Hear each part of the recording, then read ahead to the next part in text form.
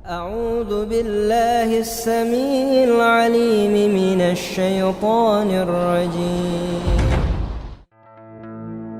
Sahabat MQ, uang yang kita kenal sekarang merupakan hasil perkembangan panjang dalam peradaban manusia.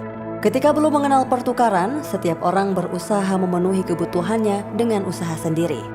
Lalu ada sistem barter dalam rangka memenuhi seluruh kebutuhan tersebut. Namun, karena sistem barter ada batasnya, lalu muncullah keinginan memakai benda tertentu sebagai alat tukar. Dari sinilah muncul uang logam. Logam dipilih sebagai alat tukar karena memiliki nilai tinggi sehingga digemari oleh masyarakat.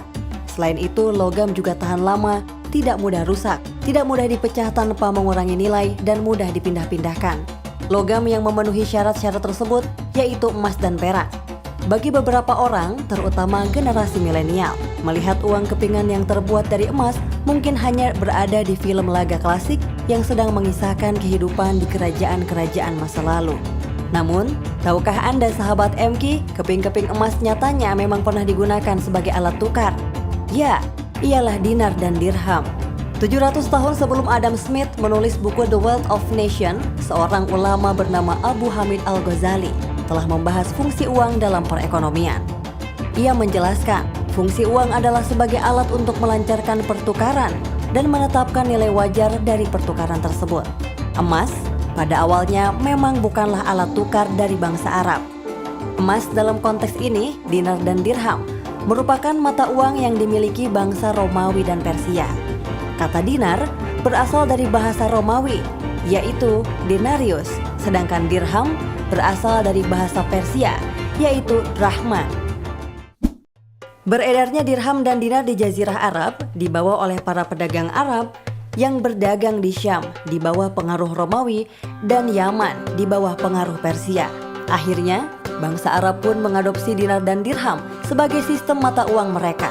Hal ini berlangsung hingga zaman Nabi Muhammad SAW.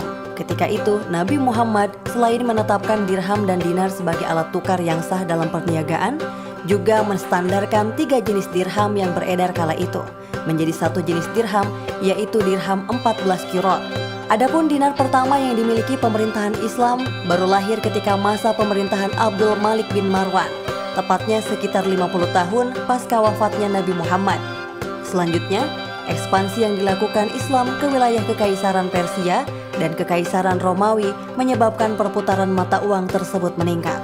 Bahkan, pada masa pemerintahan Imam Ali, dinar dan dirham merupakan satu-satunya mata uang yang digunakan. Saat itu Khalifah Abdul Malik memerintahkan bahwa pada tiap koin yang dicetak terdapat tulisan Allahu Ahad, Allahu Somad. Khalifah juga memerintahkan penghentian cetakan dengan gambar wujud manusia dan binatang dari koin dan menggantinya dengan huruf-huruf. Perintah tersebut diteruskan sepanjang sejarah Islam. Dinar dan dirham biasanya berbentuk bundar dan tulisan yang dicetak di atasnya memiliki tata letak yang melingkar. Di satu sisi terdapat kalimat tahlil dan tahmid, yaitu la ilaha illallah dan alhamdulillah. Sedangkan pada sisi lainnya terdapat nama otoritas atau khalifah atau amir dan tanggal percetakan.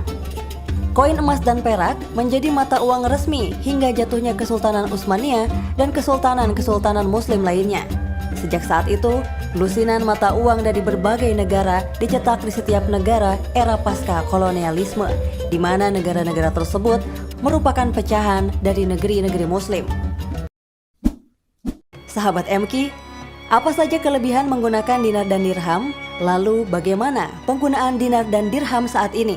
Ada banyak kelebihan menggunakan dinar dan dirham, yaitu nilainya yang selalu tetap dan tidak berubah, serta dapat pula digunakan untuk menunaikan zakat. Ya, selain digunakan untuk melakukan transaksi jual beli, dinar dan dirham dipakai pula untuk menunaikan zakat. Imam Hanafi pernah berkata bahwa ukuran nisab zakat yang disepakati ulama bagi emas adalah 20 misqal dan telah mencapai 1 haul, dan bagi perak adalah 200 dirham.